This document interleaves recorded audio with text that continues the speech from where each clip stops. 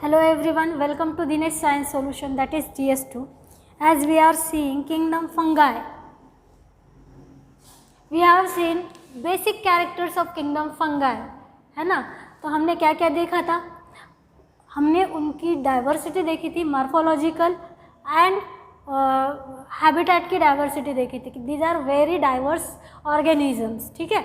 तो ये क्या है, यूनिसेलुलर भी होते हैं, मल्टीसेलुलर भी होते हैं। यूनिसेलुलर का एग्जांपल ईस्ट है, और मल्टीसेलुलर अगर हुए तो वो होंगे फिलामेंटस। उनकी बॉडी क्या होगी, फिलामेंट की बनी होंगी, फिलामेंट्स की बनी होंगी, ठीक है।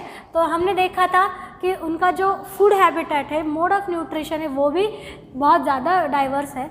क्या है ये, हेट्रोट्रॉपिक है, सैप्रोफाइटिक है, पैरासाइटिक है, ठीक है। ये भी हमने देखा था लास्ट लेक्चर में कि ये डेड एंड डिकेइंग पे भी सर्वाइव कर सकते हैं एंड लिविंग ऑर्गेनिज्म पे भी सर्वाइव कर सकते हैं, लेकिन these are not autotrophic, these are completely heterotrophic organism.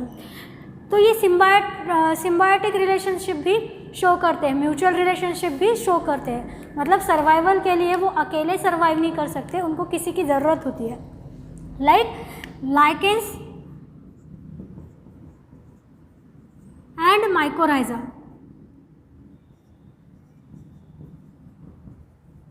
ठीक है। माइकोराइजा प्लांट्स के साथ फंगस का एसोसिएशन होता है, लाइकेंस में अलगी के साथ फंगस का एसोसिएशन होता है, और इस तरीके से वो म्यूचुअली एक दूसरे के साथ सर्वाइव करते हैं। तो ये भी हमने देखा था लास्ट लेक्चर में।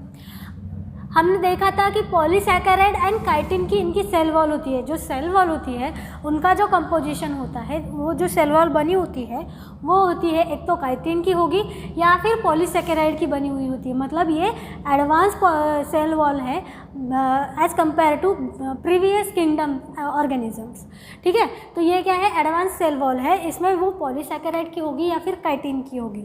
तो हमें पता है, जो हमने किंगडम मोनेरा में देखा था कि वो जो है एंटीबायोटिक में भी कुछ बैक्टीरियाज जो है यूज़फुल होते हैं, ठीक है। जब हम एंटीबायोटिक लेते हैं कुछ डिसीजेज़ के अगेंस्ट, तो उसमें बैक्टीरियाज भी होते हैं जो हेल्पफुल होते हैं, या फिर बैक्टीरियाज यूज़ किए जाते हैं। बट ऐसा नहीं है, कुछ फंगस लाइक पेनिसिलियम, एग्जाम्पल क्या है, पेनिसिलियम।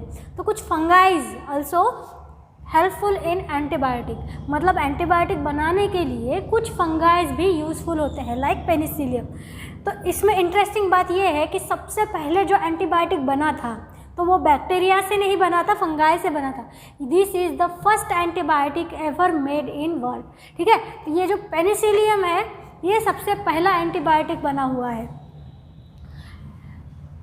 ठीक है। तो क्या है, एंटीबायोटिक में फंगाइज भी यूज़ होते हैं sometimes, that is use of fungi, ठीक है। तो ये सारे हमने कुछ कैरेक्टर्स देखे थे, उनका रिप्रोडक्शन का टाइप भी देखा था। Asexually and sexually they reproduces bye formation of spores, ठीक है। तो वो असेक्सुअली भी रिप्रोड्यूस कर सकते हैं, सेक्सुअली भी रिप्रोड्यूस कर सकते हैं, लेकिन बाय फॉर्मेशन ऑफ स्पोर्स। तो यहाँ तक हमने देखा था।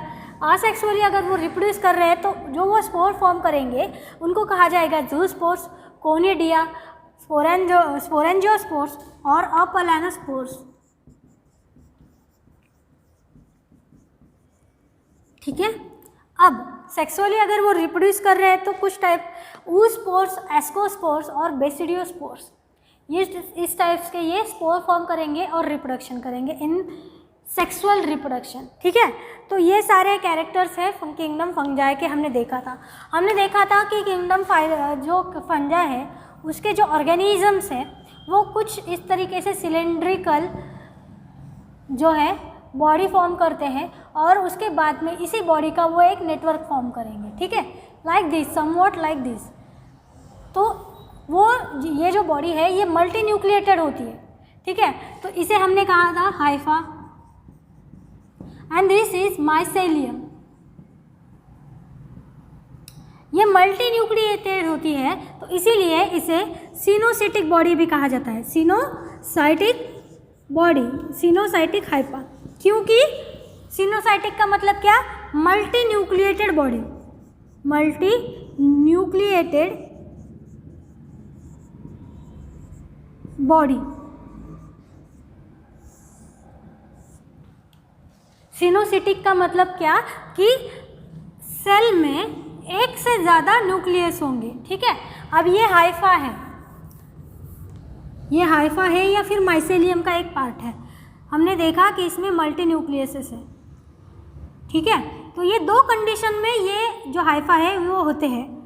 अगर इसमें सेपरेशन रहा, सेप्टिक सेपरेशन रहा, एक थिन लेयर का सेपरेशन रहा, तो हर एक लेयर में एक न्यूक्लियस होगा, मतलब nucleuses are separated by thin layer of septas. तो इसे हम कहेंगे सेप्टिक माइसेलियम और हाइफा, ठीक है।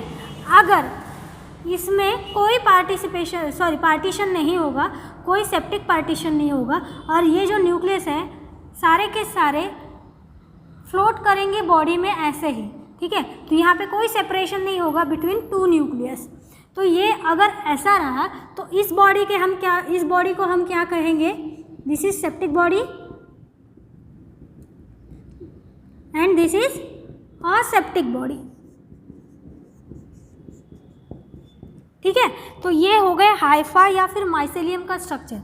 मल्टी न्यूक्लिएटेड है, सिनोसाइटिक है, नो डाउट, ठीक है। कोई भी हो, असेप्टिक हो, सेप्टिक हो, अगर सेप्टा हमें डालना ही है तो उसके लिए मल्टीपल न्यूक्लियस तो चाहिए होंगे। असेप्टिक है तो उसमें ये जो मल्टीपल न्यूक्लियस है वो ऐसे ही फ्लोट करेंगे बॉडी में, कोई विदाउट एनी सेपरेशन। तो ये सारे बेसिक कैरेक्टर्स हैं, बेसिक फीचर्स है किंगडम फंजाई के ऑर्गेनिज्म के। अब इसमें कुछ क्लासेस भी है, ठीक है, इसमें कुछ क्लासेस भी है जो हमें आगे देखना है। सबसे पहले phycomycetes, phycomycetes of kingdom fungi.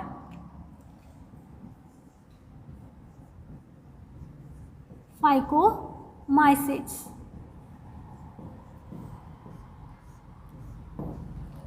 क्या होता है ये फाइकोमाइसेट्स? दीज आर एक्वेटिक, ठीक है। सबसे पहले हम हैबिटेट देखेंगे, दीज आर एक्वेटिक।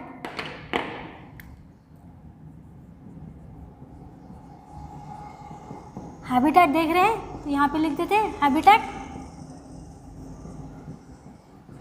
ठीक है, तो ज़्यादा आसानी होगी समझने में। Aquatic, they can survive on plant as parasites, मतलब these are parasitic to plants.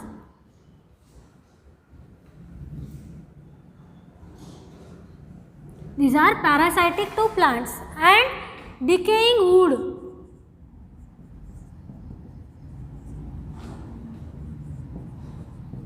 In moist places. मतलब क्या है, ये जो फंगस है मतलब फाइकोमाइसेट्स है, वो क्या है, उनको सर्वाइव करने के लिए थोड़े या ज़्यादा अमाउंट में वाटर चाहिए, वाटर कंटेंट चाहिए। तो ये एक्वाटिक से ये समझ में आ रहा है, ठीक है। प्लांट बॉडीज़ पे ये पैरासाइट्स होते हैं। पैरासाइट्स मतलब who those lives on other living organism, not dead organism, ठीक है। जो लिविंग ऑर्गेनिज्म पे सर्वाइवल के लिए, मोड ऑफ न्यूट्रिशन के लिए डिपेंड होते हैं, न्यूट्रिशन के लिए डिपेंड होते हैं, ठीक है। और ऑन डिकेइंग वुड मतलब कोई भी जो प्लांट है उसका कोई वुड है, कोई ब्रिक है, वो अगर गिर गई और वो मॉइस्ट एरिया में होगी जहाँ पे थोड़ा बहुत पानी का कंटेंट होगा, मतलब सड़ने वाली कंडीशन में होगी, तो वहाँ पे ये क्या कर सकते हैं, सर्वाइव कर सकते हैं। तो दीज आर फाइकोमाइसेट्स। तो ये हो गई उनकी हैबिटेट, ठीक है। अब इनका जो हाइफा है या फिर माइसेलियम है, हाइफी और माइसेलियम इज असेप्टिक,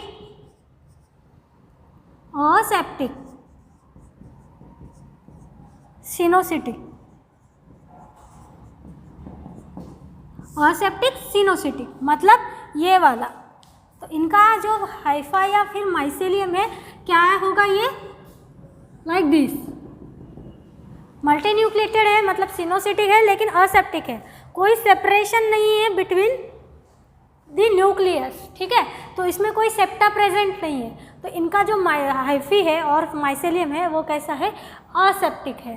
तो ये हो गए बेसिक थिंग्स, ठीक है। तो अब इनका रिप्रोडक्शन का टाइप देखते हैं।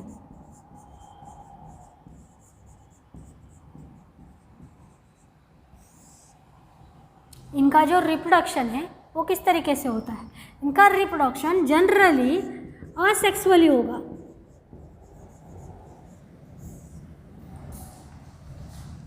रिप्रोडक्शन कैसे होगा? असेक्सुअली, जैसे बाय ज़ूस्पोर्स।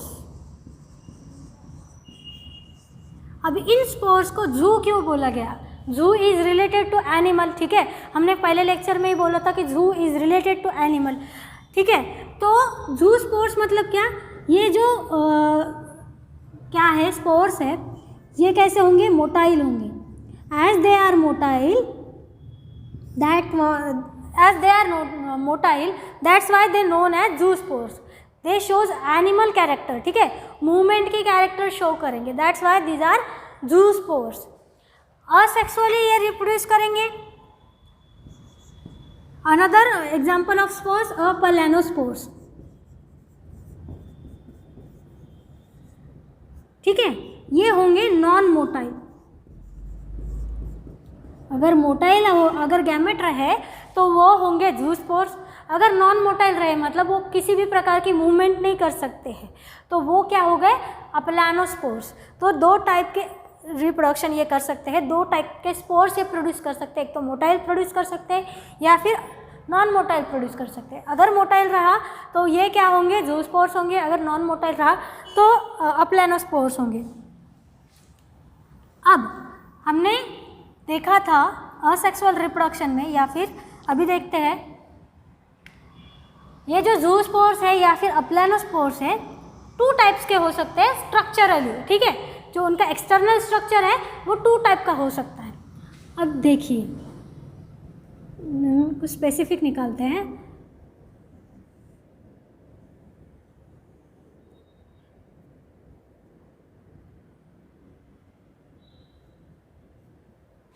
ठीक है, ये फ्लैजेला है और ये दो गैमेट्स हैं। तो ये दिखने के लिए कैसे लग रहे हैं? एग्जैक्टली सिमिलर, ठीक है, लेकिन ये है मेल गैमेट, ये है फीमेल गैमेट, लेकिन दिखने के लिए कैसे है? Exactly similar. उनका शेप, उनका साइज, उनकी हाइट, उनकी विड्थ, सब कुछ क्या लग रहा है? एग्जैक्टली मिरर लाइक इमेजेस दिख रही है ना। तो these are known as isogamous.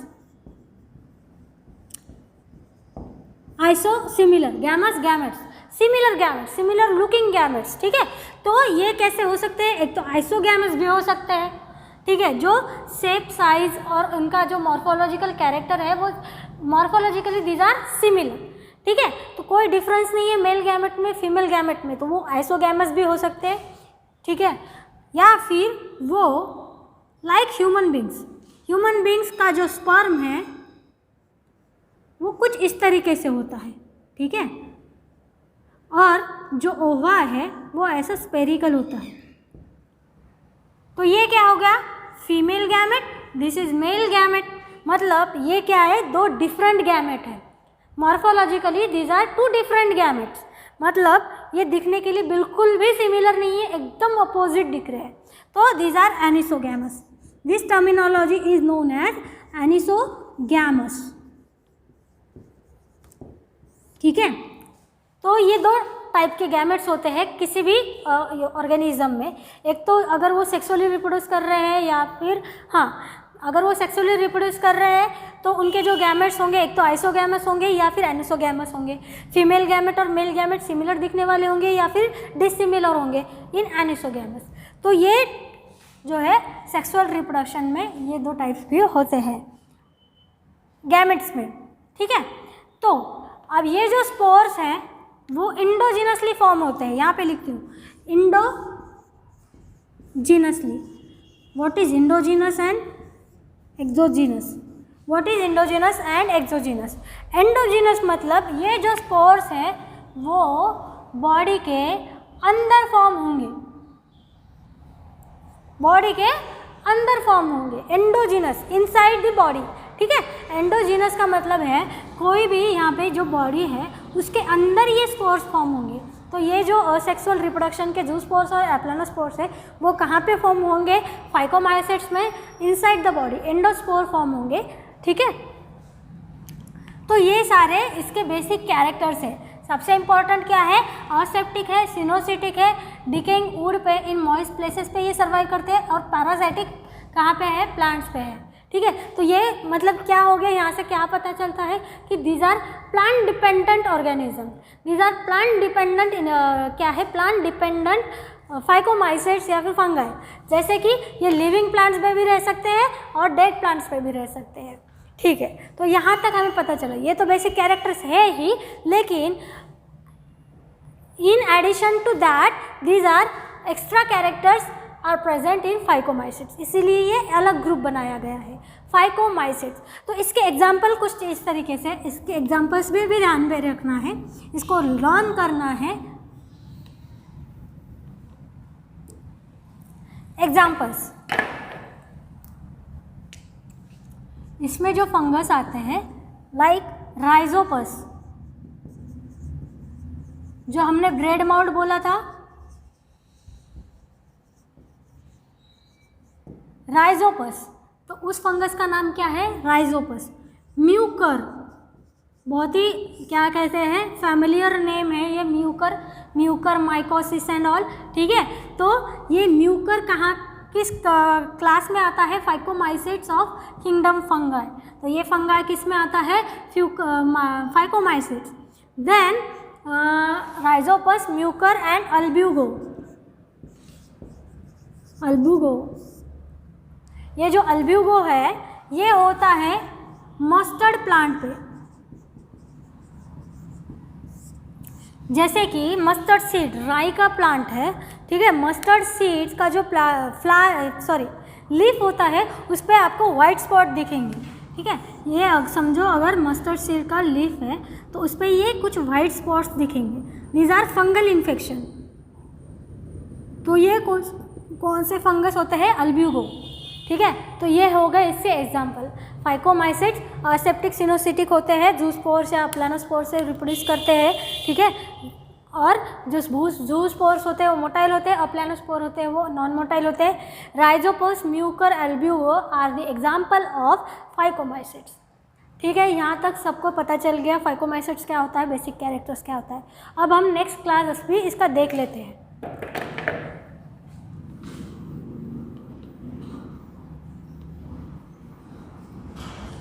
Comparatively ये जो क्लासेस है हर किंगडम में, इनको आप कंपैरेटिवली अगर याद करोगे तो ये आपको ज़्यादा अच्छे से समझ में आएगा।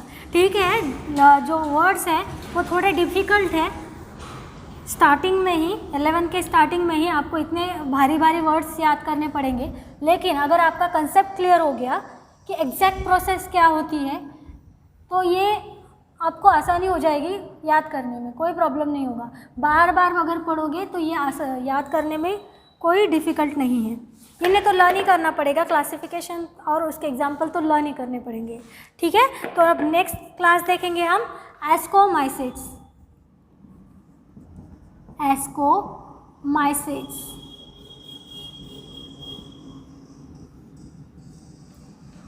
ये जो क्लास है इन्हें सैक फंगाई भी कहा जाता है। Sac fungi, also known as sac fungi, मतलब इनका जो स्ट्रक्चर होगा कुछ सैक के जैसा होगा। ठीक है, तो इनका जो स्ट्रक्चर होगा कुछ सैक की तरह होगा, इसीलिए इनको सैक फंगाई भी कहा जाता है। ठीक है, जैसे कि हैबिटेट इनकी कॉमन है, सैप्रोफाइटिक,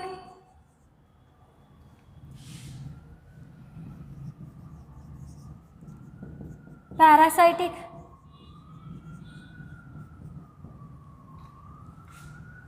ठीक है, सैप्रोफाइटिक पैरासाइटिक ही है, और some are कैप्रोफिलस।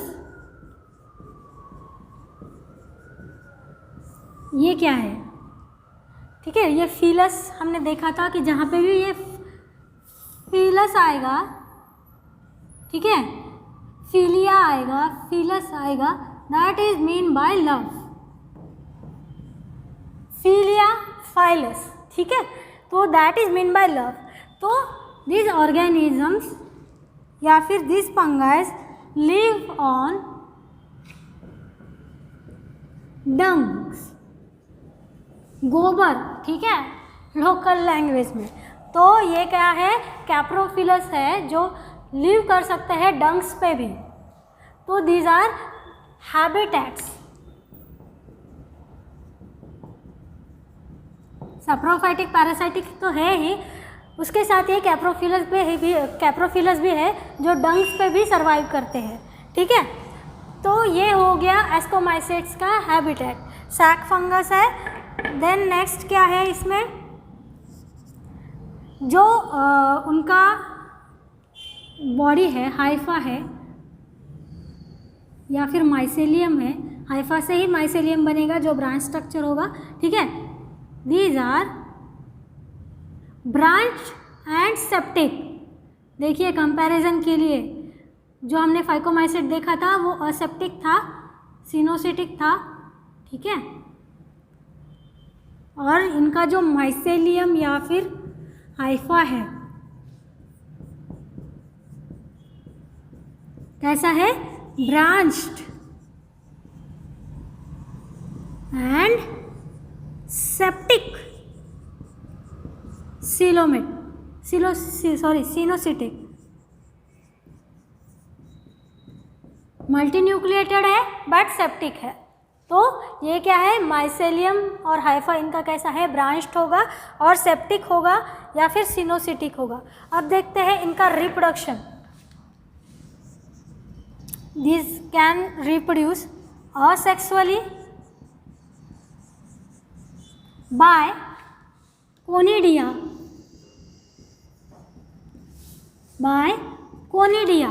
like these are exogenously produced on fruiting bodies.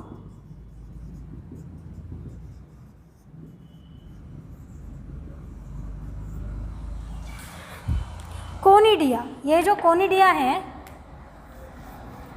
ये कैसे फॉर्म होंगे, कुछ इस तरीके से। अगर ये बॉडी है तो ये एक्सटर्नली फ्रूटिंग बॉडीज पे ये एक्सटर्नली कुछ इस तरीके से कोनिडियाज फॉर्म होंगे। ठीक है, ये this is fruiting body, this is conidia. Conidia क्या है, this are also spores, specialise spores. ठीक है, जो कैसे फॉर्म होंगे, बॉडी के बाहर फॉर्म होंगे, एक्सोजीनसली फॉर्म होंगे। ठीक है, सेक्सुअली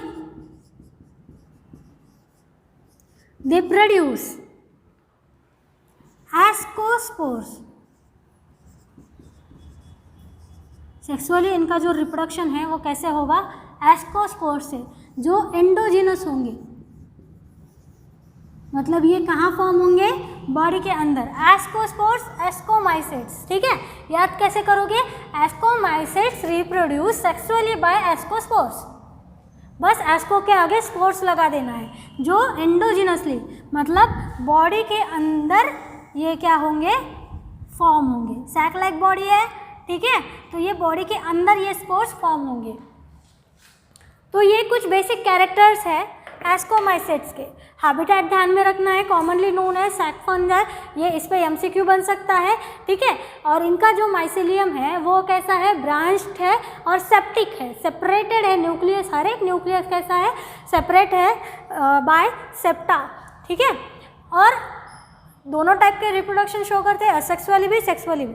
अगर असेक्सुअली उन्होंने प्रोड्यूस किया तो वो जो स्पोर्स है वो एक्सोजिनसली फ्रूटिंग बॉडी के बाहर ये प्रोड्यूस होंगे, तो उन्हें कहा जाएगा कोनिडिया। सेक्सुअली अगर ये रिप्रोड्यूस करेंगे तो उनके स्पोर्स को एस्कोस्पोर्स कहा जाएगा, जो एंडोजिनसली बॉडी के अंदर प्रोड्यूस होंगे। तो इसके एग्जाम्पल है एस्परजिलस। ठीक है, डिफिकल्ट है नाम, लेकिन बार बार रीड करोगे तो याद रखोगे। या फिर क्या है ये, न्यूरोस्पोरा। ठीक है, ये जो न्यूरोस्पोरा है, आपको ये नाम कुछ सिमिलर लगेगा, लाइक न्यूरॉन्स एंड ऑल।